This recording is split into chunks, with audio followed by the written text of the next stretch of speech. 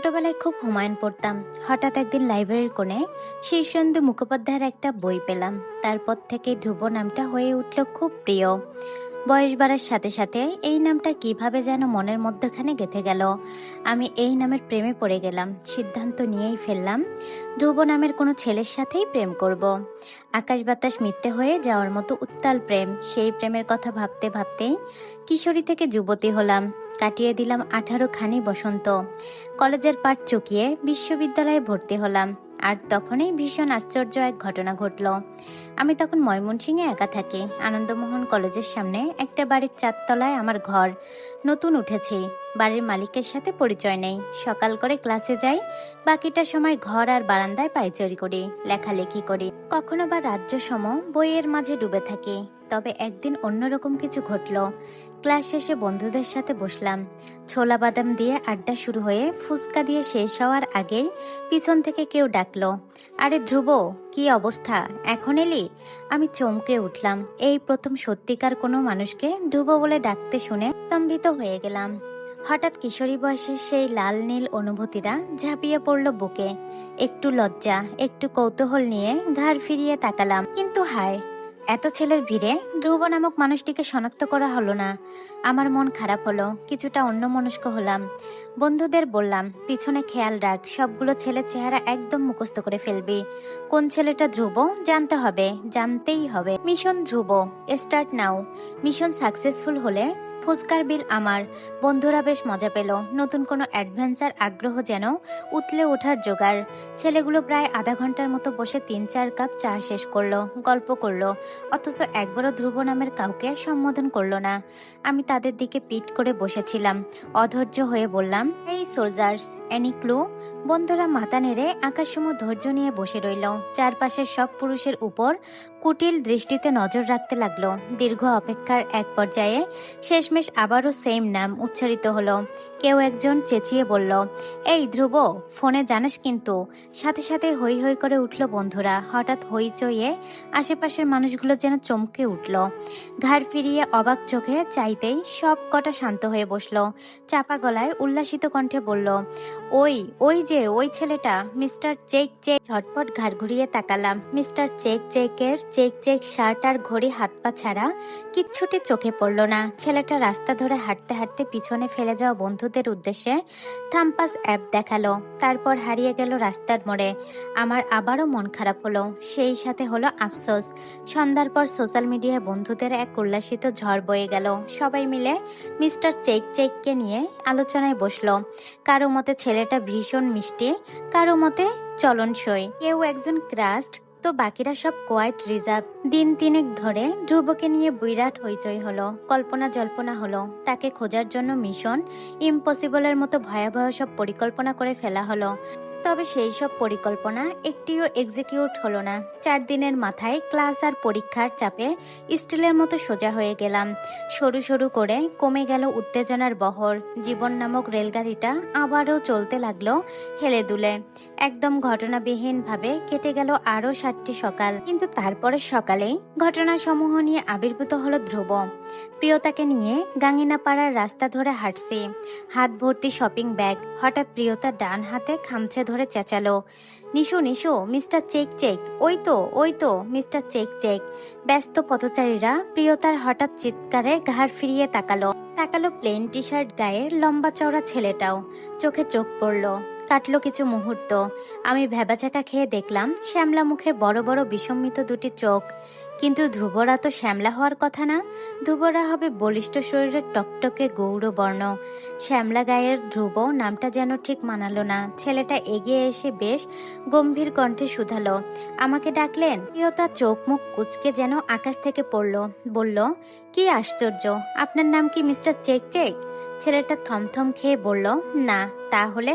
কথাটা বলে ভ্রু কুচকালো প্রিয়তা। ছেলেটা কয়েক সেকেন্ডের বিস্ময় নিয়ে চেয়ে থেকে পাশ কাটাতেই প্রিয়তার বাহুতে চর বসালাম আমি। পাগল তুই, এভাবে কেউ চেঁচায়? যদি বুঝে যেত। প্রিয়তা পাত্তাহীন কণ্ঠে বলল, দূর, ছেলেদের অত বুদ্ধি আছে নাকি আজকাল? আর বুঝলেই বা কে, কি এমন হতো? আমি দীর্ঘশ্বাস ফেললাম। ঘাড় ফিরিয়ে ধ্রুব হেঁটে যাওয়ার সে রাস্তার দিকে চাইলাম। মনের মাঝে কিছু একটা হলো, আগ্রহ, কৌতূহল, নাকি অন্য কিছু বুঝে উঠতে পারলাম না। প্রিয়তাকে নিয়ে বাড়ি ফিরলাম। সিঁড়ি ভেঙে 4 তলার নিজের ঘরের সামনে গিয়ে দাঁড়াতেই ভূত দেখার মতো চমকে উঠলাম। ধ্রুব খুব দ্রুত পায়ে 4 তলা পেরিয়ে 5 তলায় উঠে গেল। আমি আর প্রিয়তার চোখ বড় বড় করে একে অপরের দিকে তাকালাম। প্রিয়তা আমার হাত খামছে ধরে বলল, সর্বনাশ নিশু, এই ছেলে কি আমাদের ফলোটলো করছিল নাকি রে? ইয়া মাবুদ, এত ভালো একটা ছেলে এমন খারাপ কাজ করতে পারে? এখন আমাদের কি হবে? ইয়া আল্লাহ, আজকালকার ছেলেগুলো কি জঘন্য। আমি চোখ রাঙিয়ে তাকালাম। হাতটা ঝাড়া দিয়ে ছাড়িয়ে দাঁতে দাঁত চেপে বললাম, দিন দিন চূড়ান্ত বলদ হচ্ছিস প্রিয়া। এমন বদলামো কথা আমার সামনে বলবি না। ছেলেটা যদি আমাদেরকেই ফলো করতো তাহলে 4 তলা ফেলে 5 তলায় কেন যেত? 5 তলায় নিশ্চয়ই তার শ্বশুর বসে নেই, সেখানে তো মালিকরা থাকে। কথাটা বলতে বলতেই থেমে গেলাম আমি। আবারও বড় বড় হয়ে গেল দুজনের চোখ। বিস্মিত চোখে একে অপরের দিকে চেয়ে থেকেই চেঁচিয়ে উঠলাম, 5 তলায় তো মালিক আঙ্কেলরা থাকে। প্রিয়তা হতাশ ভঙ্গিতে ঠোঁট উল্টালো। কাহিনী কি বলতো? ছেলেটা কি মালিককে বিচার টিচার দিবে নাকি? আবার ফট করে বাসা ছেড়ে দিতে বললে কি হবে? কোথায় যাব? জেঠিমণি তো একদম খুন করে ফেলবে। আমি দরজার লক খুলতে খুলতে বললাম, আরে ধুর, বিচার কেন দিবে? আমার মনে হয় ছেলেটা বোধহয় মালিক পক্ষের আত্মীয় টাত্মীয় হবে, বেড়াতে এসেছে। বলতে বলতে দরজা খুলতেই লাফিয়ে ঘরে ঢুকতে গেল প্রিয়তা। হাতের ব্যাগগুলো এদিক ওদিক ছুঁড়ে ছুঁড়ে ফেললো। ফাটা বাঁশের মতোই চেঁচিয়ে গাইল, ছিলে তুমি চান্দির ওপর, দেখা কেন দাওনি? ও পরাণ পাখি, দেখা কেন দাওনি?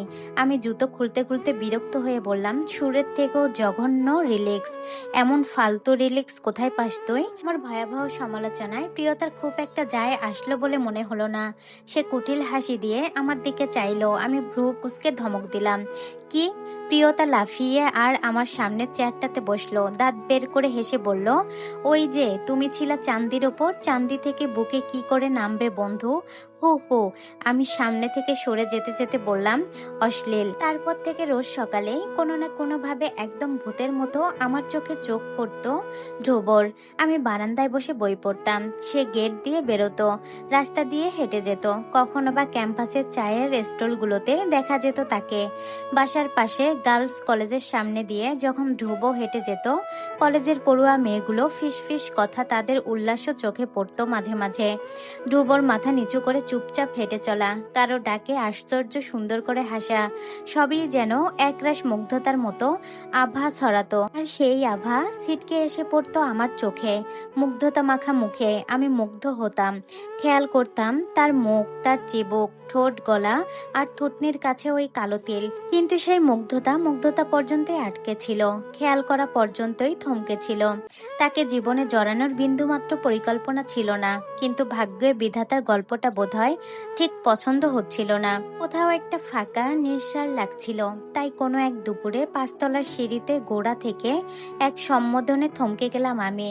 অবাক হয়ে চাইলাম। তরতর করে 5 তলার সিঁড়িটা পেরিয়ে খুব ছটপটে ভঙ্গিতে আমার সামনে এসে দাঁড়ালো ধ্রুব। খুব পরিচিত ভঙ্গিতে বলল, ভাবি, তুমি নাকি ভাইয়ার দিকে ড্যাব ড্যাব করে তাকিয়ে থাকো? ব্যাপারটা তো ভালো না। তুমি আর ভাইয়ার দিকে ড্যাব ড্যাব করে তাকিয়ে থেকো না। তুমি তাকালে ভাইয়া তাকাতে পারে না। আমি হতবম্ব হয়ে গেলাম। অসহায় চোখে প্রিয়তার দিকে চাইলাম। প্রিয়তাও চোখ বড় বড় করে চেয়ে আসে, চোয়ালখানি ঝুলে পড়ার জোগাড়। আমি আবারও ঘাড় ফিরিয়ে ধ্রুবর দিকে তাকালাম। এতগুলো দিনে ধ্রুব আর আমার প্রথম কনভারসেশনে সে আমায় ডিরেক্ট ভাবে ডেকে ফেললো। কি আশ্চর্য! আমার ধ্রুবকে ডেকে বলতে ইচ্ছে করলো, শুনো ভাই, বিশ্বাস করো, তোমার কোনো বড় ভাইটাইকে আমি চিনি না। দয়া করে আমাকে অজ্ঞাত কোনো মানুষের বউ বানিয়ে ফেলো না। কিন্তু বলা হলো না, কেন জানি গলা দিয়ে কোনো কথাই বেরোলো না। কৌশিক শকে স্তব্ধ হয়ে ধ্রুবর মুখের দিকে চেয়ে রইলাম। ধ্রুব তার চোখের ছেলে মানুষের কৌতূহল। ভীষণ পৌষের আশ্চর্য এক দুপুর। সিঁড়ির ঘরে ফ্যাকাশে কাজ গেলে ধ্রুবর গায়ে এসে পড়ে একমুঠো সোনালি রোদ্দুর। বাদামি পেটানো চেহারাটায় ঝলমল করেছে আদুরে মিষ্টি হাসির রেখা। ফুলগুলো এলোমেলো হয়ে পড়ে আছে কপালে। আমি বরাবরের মতোই মুগ্ধ চোখে চাইলাম। কিছুটা এলোমেলো, কিছুটা বিভ্রান্ত অনুভূতি নিয়ে চুপ করে রইলাম। আমাকে স্তব্ধ দাঁড়িয়ে থাকতে দেখে ফুঁসে উঠল প্রিয়তা। আমাকে এক হাতের পিছনে টেনে আমায় আড়াল করে দাঁড়ালো, ধারালো কণ্ঠে বলল, আপনি তো খুব অসভ্য মানুষ মশাই। কথা নেই বার্তা নেই, বিনা নোটিশে ভাবি ডেকে ফেললেন। আপনার কোনো ধারণা আছে আপনার একটা ভাবি ডাকে কারো অ্যাটাক ফ্যাটাক হয়ে যেতে পারে? ও শ্যাম সুন্দর চেহারাটা বিষময় খেয়ে গেল। আকাশ থেকে পড়ার মতো আশ্চর্য হয়ে বলল, অ্যাটাক হয়ে যেতে পারে মানে কি? আমার ভাবি ডাকার সাথে কারো অ্যাটাক হওয়ার কি সম্পর্ক? ধ্রুব সরল প্রশ্নে জ্বলে উঠল প্রিয়তা। আমার দিকে চেয়ে প্রচন্ড ক্ষোভ নিয়ে বলল, দেখ কেমন বেয়াদব ছেলে, মনে হচ্ছে ভাজা মাছটা উল্টে খেতে জানে না। একে তো 5 তলা থেকে ধাক্কা দিয়ে ফেলে দেওয়ার উচিত রে নিশু। আমি প্রিয়তাকে টেনে আমার পিছনে দাঁড় করালাম, নিজেকে সামলে নিয়ে ধ্রুবর দিকে চাইলাম, ভ্রু কুঁচকে বললাম, দেখো ধ্রুব। আমার কথা শুনে ধ্রুব ঘাড় ফিরিয়ে পিছনে চাইলো, আশেপাশে দেখে বলল, আমায় বলছো? তুমি ছাড়া ধ্রুব নামের দ্বিতীয় কেউ আছে এখানে? ধ্রুব বিভ্রান্ত হয়ে বলল, সেটাই তো, এখানে তো ভাইয়া নেই, তুমি আমাকে ধ্রুব বলে ডাকছো কেন? ভীষণ বিস্ময়ে চোখ বড় বড় হয়ে গেল আমার। একরকম থমথম দৃষ্টিতে যন্ত্রের মতো প্রিয়তার দিকে চাইলাম। প্রিয়তা অবাক হলো তার থেকেও বেশি। ঝুলে পড়া চোয়াল নিয়ে চোখ বড় বড় করে চাইলো। প্রিয় গল্পপ্রেমী বন্ধুরা, যদি আমার গল্পটা ভালো লাগে অবশ্যই কমেন্টে জানাবেন।